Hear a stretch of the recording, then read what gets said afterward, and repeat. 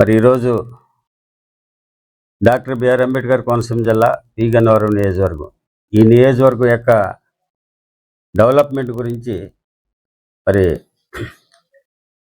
ఈ సమావేశం ఏర్పాటు చేయడం జరిగింది.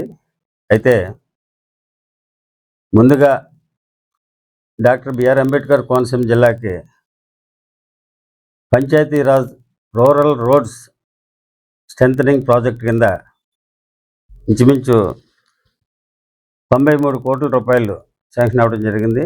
అయితే ఇందులో భాగంగా మన పి గన్నవరం నియోజకవర్గానికి ప్రత్యేకించి 17,67,00,000 ఇంచుమించు 16 రోడ్లు, 4 మండలాలు కలిపి 16 రోడ్లు శాంక్షన్ అవ్వడం జరిగింది. దీన్ని యుద్ధ ప్రాతిపదిక మీద అంటే రేపు ఎల్లుండ ఈ 16 రోడ్లు కూడా శంకుస్థాపన చేసి మరి మన ప్రియతమ ఉప ముఖ్యమంత్రి వర్యులు పవన్ కళ్యాణ్ గారు శాఖకి సంబంధించినటువంటి ఈ రోడ్స్ కాబట్టి దీన్ని త్వరితగతిన కంప్లీట్ చేయాలనే ఉద్దేశంతో ప్రజలకి ఏ విధమైనటువంటి ఇబ్బంది లేకుండా మరి ఇంచుమించు పి గన్నవరం నియోజకవర్గంలో 80% రోడ్స్ కంప్లీట్ చేయడం జరిగింది. మరి ఈ రోడ్స్ తోటి కూడా ఇంచుమించు 90-95% కంప్లీట్ అవుతుంది. ఇవన్నీ ఏంటంటే ఏ రాజకీయ నాయకుడు చేయనటువంటి కార్యక్రమం. ఈ రాష్ట్ర ఉప ముఖ్యమంత్రి వర్యులు పవన్ కళ్యాణ్ గారు తను తీసుకున్నటువంటి శాఖల్ని 100% న్యాయం చేయాలనే ఉద్దేశంతో ఎక్కడో మారుమూల అటవీ ప్రాంతాల్లో మరి ఏ విధమైనటువంటి రహదారులు లేనటువంటి ప్లేస్లకు వెళ్ళి అక్కడ ఉన్నటువంటి పరిస్థితులను గమనించి అక్కడ ఈ ట్రైబల్ ఏరియాలో ట్రైబల్స్కి రోడ్స్ ఏర్పాటు చేయడం జరిగింది. మరి ఇంతవరకు ఏ రాజకీయ నాయకుడు కూడా వాళ్ళని పట్టించుకున్నటువంటి పరిస్థితులు లేవు. అయితే అదే కాకుండా గ్రామీణ ప్రాంతాల్లో ఆయన పంచాయతీరాజ్ శాఖకు సంబంధించినటువంటి రోడ్స్ గ్రామీణ ప్రాంతాల్లో అన్ని రోడ్స్ కూడా సక్రమంగా నిర్మాణాలు చేయడం జరుగుతుంది. అందులో ఆ క్రమంలోనే ఇది Panchayati Raj rural roads strengthening project కింద, అంటే ఇది గతంలో సాస్కి అని ఉండేది, దాన్ని renamed as a Panchayati Raj rural roads strengthening project. So మరి అంతేకాకుండా మన నియోజకవర్గంలో పుష్కర్ ఘాట్స్కి సంబంధించి ఇంచుమించు 8.39 crores శాంక్షన్ అవ్వడం జరిగింది. ఇందులో భాగంగా టెంపుల్స్ ఏవైతే మన నియోజకవర్గంలో ఉన్నటువంటి టెంపుల్స్ ఉన్నాయో వాటికి కూడా 24 కోట్లు శాంక్షన్ చేయడం జరిగింది. అంటే టెంపుల్స్ డెవలప్మెంట్ కోసం.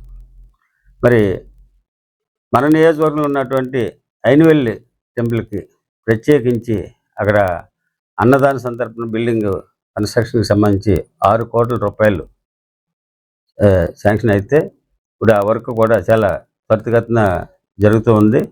అదేవిధంగా అప్పనపల్లిలో అన్నదాన కార్యక్రమానికి సంబంధించి ప్రత్యేకించి బిల్డింగ్ కట్టి ప్రజలకు ఏ విధమైనటువంటి ఇబ్బంది లేకుండా చేయడం కోసం దానికి ఒక 3 crores శాంక్షన్ అయింది. మరి మన నియోజకవర్గ డెవలప్మెంట్ విషయంలో చూస్తే ఇంచుమించు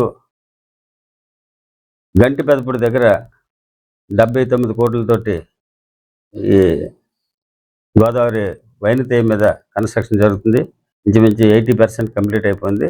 రేపు మార్చి కల్లా అది కూడా కంప్లీట్ చేసి మన ప్రీతమ ఉప ముఖ్యమంత్రి, ఎందుకంటే ఆయన శాఖ కాబట్టి ఆయన ప్రత్యేకించి దానికి నిధులు కేటాయించి ఇవ్వటం జరిగింది. మరి ఆయన చేతుల మీదుగా అది ప్రారంభించడం కూడా జరుగుతుంది. అదేవిధంగా ఎన్నో ఏళ్ళుగా ప్రతిపాదనలకే తప్ప కార్యక్రమానికి నోచుకున్నటువంటి అప్పనపల్లి కాజువే అతి త్వరలో అది కూడా ఇంచుమించు 80% కంప్లీట్ అయిపోయింది. దాన్ని కూడా ప్రారంభిస్తామని ఈ సందర్భంగా తెలియజేసుకుంటూ, మరి ఈ నియోజకవర్గంలో ఇన్ని రకాలుగా ఒక రకంగా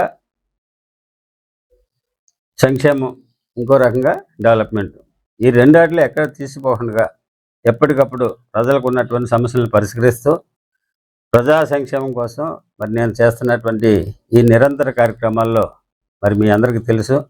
అదేవిధంగా మా కూటమి నాయకులు సహకారాలతోటి చేస్తున్నటువంటి ఈ కార్యక్రమాలు దీనికి ప్రత్యేకించి మరి మీ యొక్క సహకారం కూడా కావాలని చెప్పుకుంటూ, ఈ స్మాల్ టెంపుల్స్కి మనం ఈ నియోజకవర్గంలో ప్రత్యేకించి 2.35 కోట్లు అది కూడా ఆల్రెడీ శాంక్షన్ అయ్యి ఇచ్చారు.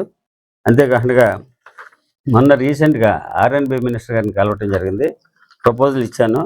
బ్రిడ్జెస్కి ప్రత్యేకించి అంటే చిన్న చిన్న కెనాల్స్ మీద ఉన్నటువంటి బ్రిడ్జెస్కి 19 కోట్లకి ప్రపోజల్ ఇవ్వడం జరిగింది. అదేవిధంగా ఆర్ఎన్బి రోడ్స్ ఇంకా మిగతా ఏవైతే ఉన్నాయో 72.70 కోట్లకి ప్రతిపాదనలు ఇచ్చాను. మినిస్టర్ గారు ఇమ్మీడియట్గా దాని మీద ఎండర్స్ చేసి కన్సర్న్ డిపార్ట్మెంట్కి ఫార్వర్డ్ చేయడం జరిగింది.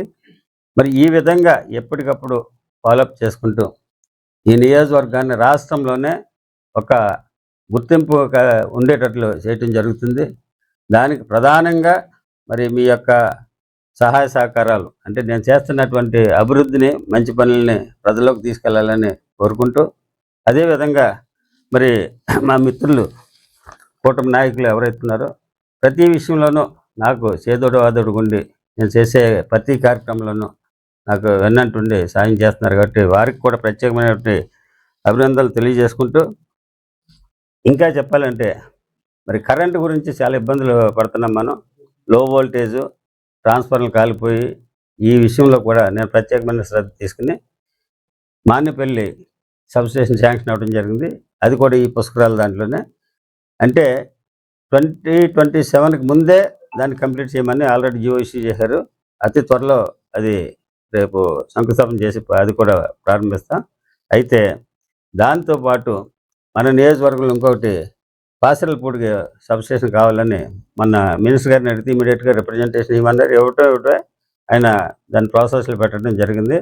అతి త్వరలో అది కూడా స్టార్ట్ చేస్తాం. వీటన్నిటికంటే మరి మీ అందరికీ తెలుసు ఐనవేల్లో మెగా సబ్స్టేషన్ తయారవుతుంది. 400 మెగావాట్లకు సంబంధించినటువంటి సబ్స్టేషన్ అది కంప్లీట్ అయితే ఇంచుమించు అది కంప్లీట్ అయిపోయినట్టే. అది 80% 90% కంప్లీట్ అయింది. మరి ఒకసారి అధికారులతో కూడా సంప్రదించి దాన్ని అతి త్వరలో ప్రారంభించడానికి ప్రయత్నిస్తాం. అది కాక కంప్లీట్ అయితే మనం కరెంటు విషయంలో ఎవరికి ఏ విధమైనటువంటి కష్టాలు లేకుండా రైతులకు కానీ ఇటు ప్రజలకు కానీ ఏ విధమైనటువంటి ఇబ్బంది లేకుండా చూడటానికి ఉంటుంది.